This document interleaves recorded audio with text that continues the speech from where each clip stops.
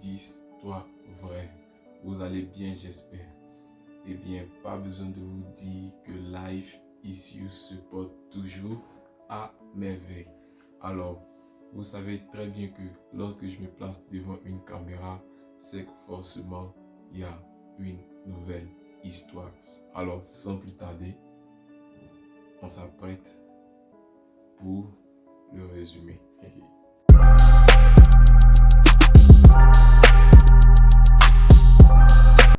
Alors, pour ce qui est du résumé, on va faire tout court. Nous avons un père, une mère, des enfants, autour une famille qui vivent, je dirais, dans l'amour, l'harmonie, tout ce qui est positif que vous pouvez imaginer.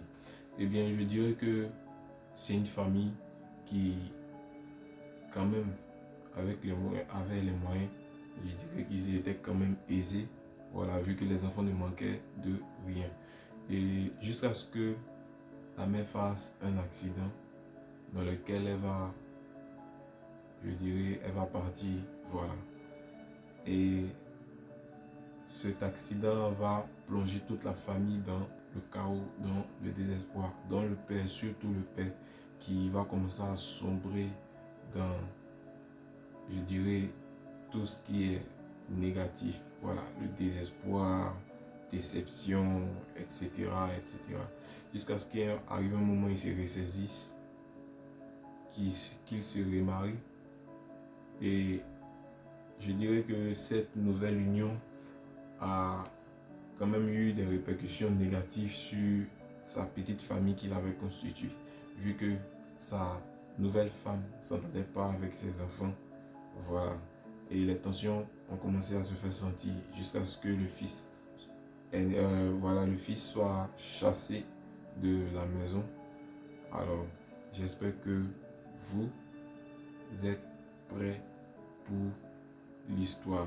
Je tiens à préciser que c'est une sœur, pas ma sœur, mais une sœur en général, voilà, qui m'a fait parvenir l'histoire. Voilà, alors j'espère que vous êtes prêts. Tendez l'oreille, prêtez attention, parce que maintenant, l'histoire commence.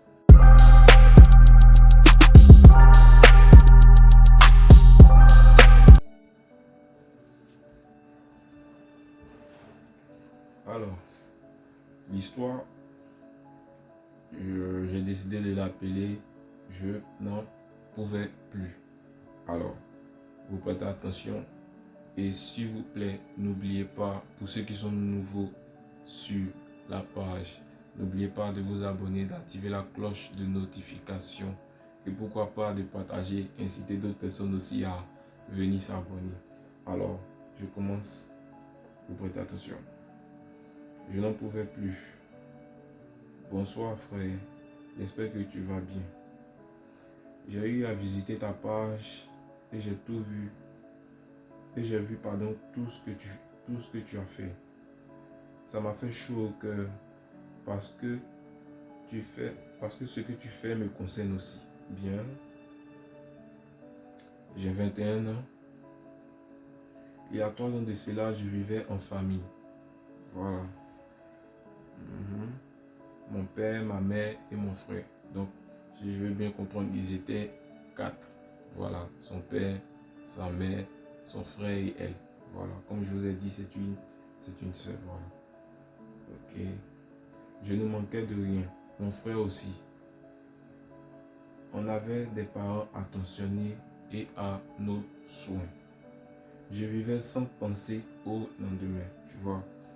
Voilà. C'est la belle vie au fait. J'avais une famille dont rêve tout jeune. Voilà. Mes parents étaient des intellectuels. Travaillaient et si je peux me le permettre, étaient aisés. Voilà. À la maison régnait l'amour, le respect et l'entente. Jusqu'à ce que maman fasse un accident de circulation dans lequel elle perda la vie. Elle revenait d'une mission après une semaine. C'était la dernière fois que je la vois vivante. après ce départ brusque de maman, plus rien n'était pareil. Les humeurs de papa changeaient à tout moment. Voilà, c'est ce que je vous ai dit. Voilà. Mon frère, l'aîné, censé me réconforter, s'embrouillait constamment avec papa. Voilà. Donc vous voyez, ça crée des tensions. Voilà. C'est pas facile pour tout le monde. Voilà. C'est un proche qu'ils ont perdu, un proche qu'ils ont en commun, qu'ils ont perdu au fait. Tu vois. Donc voilà, c'est l'autre essaie un peu, surtout le fils aîné, c'est un peu de rejeter la faute sur son père, tu vois, ce genre de trucs, voilà. Il y a un peu de frustration et tout ça, ça crée des sentiments, vraiment, c'est bizarre, ouais. C'est déplorable aussi, ouais. Ok, donc je continue. Il n'y avait plus de paix dans cette maison. Je ne connaissais plus ma famille. J'arrive toujours pas à y croire. Un an fut passé et les choses allaient de mal en pire. Mon grand frère avait arrêté son stage, commençait à fumer. Là, voilà, on n'a pas... Voilà. Donc il commençait à fumer. Papa, lui, se souciait presque plus de ce que nous faisons. C'est-à-dire le père, il était oisif, voilà. Il avait la tête dans les nuages, c'est-à-dire il a oublié complètement qu'il a des enfants, des personnes à sa charge qu'il doit s'occuper. Voilà. Il est perdu au fait. Voilà. Voilà. Donc je continue. Il rentrait toujours tard. Ce qui m'a le plus choqué, c'est lorsqu'il nous annonça qu'il comptait se remarier avec une collègue à lui. Tu vois, donc là, bon, il a perdu, il avait son deuil, un an. Après, lui, il veut se remarier. Ah, le vieux. On n'a pas encore fini notre deuil. Hein. Quoi tout ça? Tu vois, avec une qui veut se remarier. Mon frère et moi étions contre, mais il disait que sa décision était déjà prise. Après 2 ans, était déjà prise. Après 2 ans que maman soit plus là en fait. Donc après 2 ans, lui il veut, voilà, il a fait son deuil, lui il veut se remarier. Bon. Mon père s'est remarié. Donc mon père s'est remarié comme il avait dit et vivre avec notre belle-mère sous le même toit était un calvaire. Voilà, donc c'est ce que j'ai dit. Après le mariage, après la réunion, il y a eu quand même des tensions, de graves tensions dans la famille. Voilà, ça crée quand même des désastres. Voilà. Donc, elle n'avait pas de respect pour notre défunte mère et manquait de respect. Et voilà, et manquait de respect à tout moment, à tout le monde pardon, dans la maison. C'est-à-dire, elle a eu ce qu'elle voulait, elle s'est remariée, elle s'en fout. Déjà, la défunte femme, tu la respectes pas. Vous voyez un peu, la défunte femme, tu la respectes pas. Tu respectes personne dans la maison. Tu vois, c'est-à-dire, tu viens d'arriver, déjà, tu montes ta seconde phase, au fait. Tu vois. Quelques mois après sa venue à la maison, mon grand frère fut chassé de la maison par mon père parce qu'il avait levé la main sur elle. Mais vous écoutez, ça c'est quelque chose d'instinctif, c'est quelque chose de naturel en fait. Si moi, un parent qui m'a élevé, je dis oui, je ne veux pas parler même de ma mère, voilà. Un parent à qui je tiens finit par, comment on appelle ça, ne plus être de ce monde. Et puis toi, par une occasion quelconque, tu manques de respect à cette personne-là. Quand même, ça va susciter des frustrations, de la colère, tout ce qu'on peut imaginer de négatif en moi. Voilà, vous voyez. Donc, je ne qualifie pas de bien, pardon, le comportement du jeune, mais je le comprends en fait. Voilà. Voilà. Donc, je continue. J'étais maintenant seul sous ce toit à la supporter, pardon. Lorsque, voilà, donc j'étais, oui, J'étais maintenant seul sous ce toit à la supporter. Lorsque maman était vivante, mon frère et moi avions une voiture à notre disposition. Voilà. Et ça facilitait nos allers et retours de l'école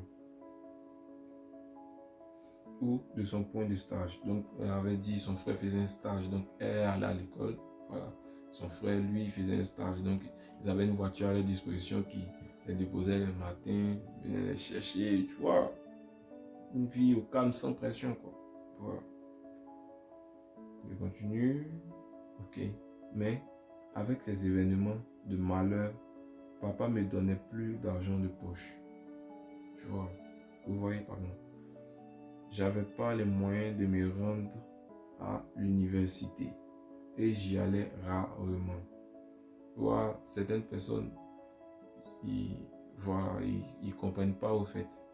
Quelqu'un qui était assidu, qui avait tout à sa disposition, et puis tout d'un coup, elle vient plus à l'école. Bon, d'autres, ils ne cherchent pas à comprendre, ils disent, voilà, peut-être elle veut arrêter les études, ça ne l'intéresse plus, tu vois, alors que la personne vit des événements, tu vois, c'est quand même dramatique au fait.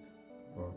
Les gens ne cherchent pas à comprendre, ils jugent en fonction de ce qu'ils voient, de ce qu'ils aperçoivent au fait.